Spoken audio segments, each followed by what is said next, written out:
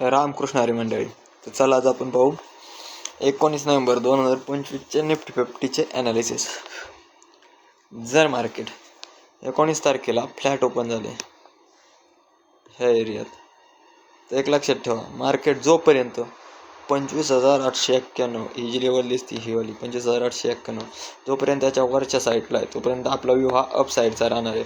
आणि ज्यावेळेस मार्केट ह्याला ब्रेक करून डाऊन साईडला येईल 25,997ला, 25,891ला, हे जे लेवल 25,891चे जे लेवल, ह्याला जर ब्रेक करून ज्यावेळेस मार्केट डाऊन साईडला आहे त्यावेळेस आपला व्ह्यू राहणार आहे डाऊन साईडचा. एवढं लक्षात ठेवा, कारण हा मेन सपोर्ट आहे मग उद्याच्याला मार्केटचा हवाला. आणि एक ऑलरेडी मार्केटने रिजेक्शन घेऊन मार्केट 25,910च्या आसपास क्लोजिंग दिलेली. म्हणजे 25,910 मार्केट ऑलरेडी इथं क्लोजिंग दिलेलं, वरच्या साईडला क्लोजिंग.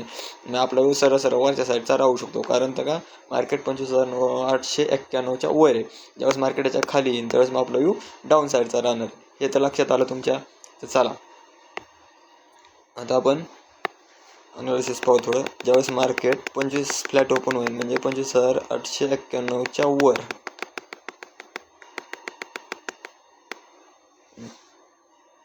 ज्यावेळेस मार्केट ह्या एरियात ओपन होईल, फ्लॅट ओपन झालं, मार्केट ट्राय काय करू शकतं, थोडंसं डाऊन येण्याचं. इथून लिक्विडिटी, म्हणजे इथं लिक्विडिटी आहे, इथलं लिक्विडिटी घेऊन मार्केट असं वर साईडला जर आलं तर आपला व्ह्यू राहणार वरचा डायरेक्ट मार्केटला 25,997 हा एक रेजिस्टन्स आहे, लिक्विडिटी रेजिस्टन्स आहे.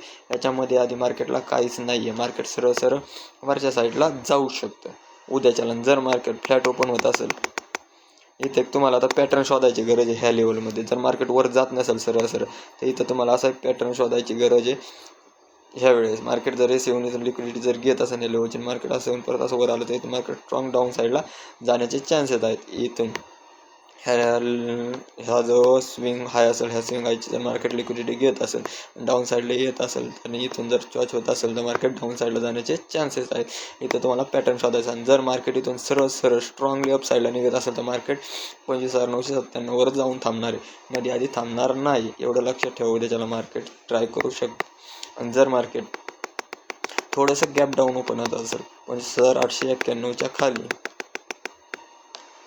कुठली लेवल ही 25,891च्या खाली, जर मार्केट इथंच त्याच्या खाली ओपन होऊन थोडंसं वर येत असेल, म्हणजे वरच्या साईडला क्लोजिंग देऊन परत डाऊन साईडला जात असेल तर मार्केट खाली सस्टेन होत असेल. जर मार्केट ह्या लेवलला ज्यावेळेस ब्रेक करेन त्यावेळेस एक स्ट्रॉंगली अप साईडला जाऊ शकतं. ह्याच्या लेवलच्या खाली सस्टेन झाल्याच्या नंतर मी सांगतो. जर मार्केट त्या लेवलच्या खाली सस्टेन होऊन पण मार्केट जर होत असेल तर स्ट्रॉंगली अप साईडचा एक मूव बघायला भेटू शकतो उद्याच्याला आपल्याला. तो होता फ्लॅट ओपनिंगचा विषय. जर आपण आता थोडंसं गॅप अपचा विषय बघू. जर मार्केट मोर दॅन 100 पॉईंट, म्हणजे मध्ये पॉईंटच नाही आहेत मार्केटला, म्हणजे रेजिस्टन्सच नाही आहेत 25,891, म्हणजे ह्या लेवलच्या आसपास 25,997 ही जी लेवल दिसते ह्या लेवलच्या आसपास, म्हणजे समजा त्या लेवलच्या डाऊन साईडला ओपन झालं. जर मार्केट वर जाऊन परत खाली येऊन क्लोजिंग दिली मार्केटने, म्हणजे ह्या लेवलवरून मार्केटला काय झालं, रिजेक्शन भेटलं. नेक्स्ट कॅन्डल त्याच्या खाली क्लोजिंग होत असेल तर मार्केट सरळ डाऊन येणारे चान्सेस आहेत 25,891च्या आसपास ह्या लेवलवर येण्याचे चान्सेस आहेत उद्या मार्केटला, बरोबर आहे. आणि जर मार्केट त्याच लेवलच्या थोडंसं गॅप ओपन होत असेल, वरच्या साईडला ओपन होत असेल मार्केट पुढं इथं ह्या लेवलच्या आसपास, आता इथं दोन सिनारिओ म्हणजे मार्केट वरच्या साईडला क्लोजिंग ओपन होऊन खाली येऊन क्लोजिंग देत असेल इथं, आणि त्याच्यात नंतर नेक्स्ट कॅन्डल खालच्या साईडला क्लोजिंग देत असेल, ठीक आहे, आपला व्यू डाऊन राहणार. पण जर मार्केट खाली येऊन क्लोजिंग देत असेल, नेक्स्ट कॅन्डल परत वरच्या साईडला येत असेल, वरच्या साईडला क्लोजिंग देत असेल, तर मार्केटचा आपला व्यू हा अप साईडचा राहणार आहे, बरोबर आहे. कारण हा लिक्विडिटी झोन आहे मार्केटचा. मार्केट इथून लिक्विडिटी रन पण करू शकतं किंवा मग इथून रिजेक्शन घेऊन डाऊन साईडला पण येऊ शकतं. हे बघण्यासारखं राहणार आहे उद्याच्याला. जर मार्केट 25,997 ही लेवल जर ब्रेक करत असेल, आपला नेक्स्ट सपोर्टर राहणार आहे मार्केटचा 26,68, डायरेक्ट इथून मार्केट 25,068ला राहणार आहे. हा गॅप फिलिंग एरिया म्हणजे रेजिस्टन्स आहे मार्केटला, पण तो गॅप फिलिंग एरिया आहे, त्याच्यामुळे त्याचा काही विषय नाही राहणार. मार्केटला तिथं सस्टेन करू शकतो थोडंसं. मार्केटने जर सस्टेन केलं तर आपला नेक्स्ट रेजिस्टन्स डायरेक्ट 26,263चा कोणता.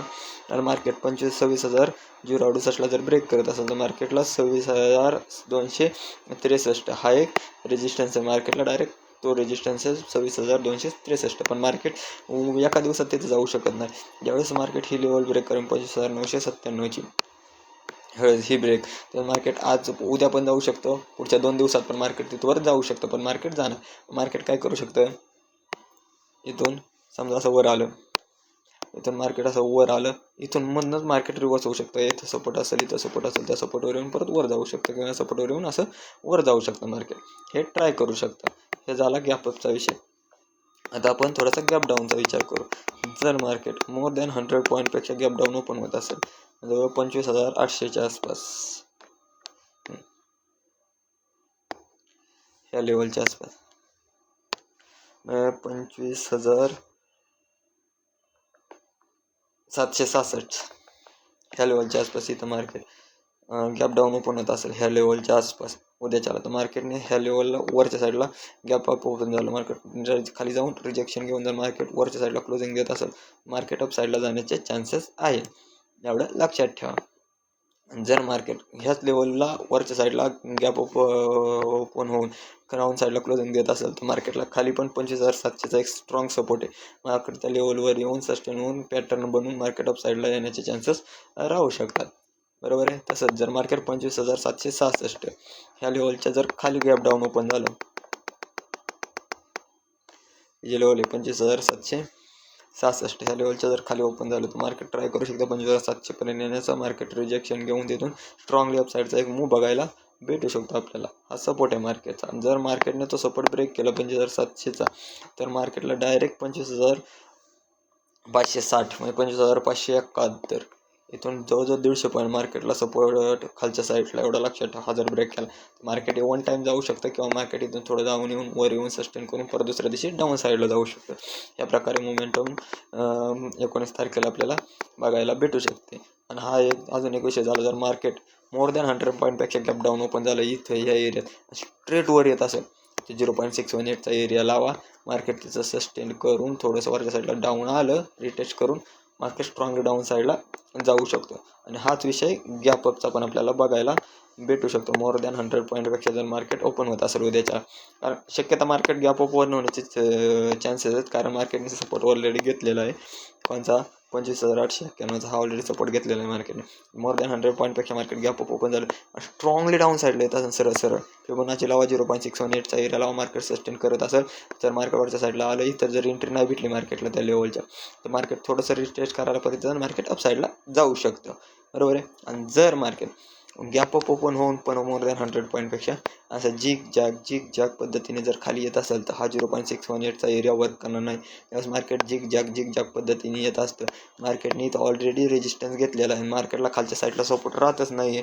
सपोर्ट राहत नाही म्हणजे मार्केटला आता जो गॅप फिलिंग एरिया म्हणजे जिथं क्लोजिंग होती मार्केटची, तिथवर येण्याचं गरजेचं आहे. 0.618 एरिया वर्क करत नाही, थोडंसं सस्टेन करू शकतं, पण तिथून रिजेक्शन भेटत नाही, मार्केट गॅप फिलिंग करा एरियाला, तर मग वरच्या साईडला जाऊ शकतं. बरोबर आहे. तर हे होतं आपल्या मार्केटच्या 19 तारखेच्या काही थोडेसे ॲनालिसिस आणि IMP लेवल्स. तर तुम्हाला आपला व्हिडिओ कसा वाटला कमेंट करून सांगत चला. आणि आपल्या चॅनलला लाईक करा, व्हिडिओला लाईक करा, चॅनलला सबस्क्राईब करा आणि शेअर करा. तुम्ही तुमचा थोडा वेळ दिल्याबद्दल धन्यवाद. आणि मी काय सेबी रजिस्टर ॲनालायझर नाही आहे, ॲनालिसिस करणार नाही, तर तुमचा जो फायनान्शियल ॲडवायझर असतील त्यांच्याशी तुम्ही चर्चा करून ट्रेड एक्झिक्यूट करू शकता. धन्यवाद.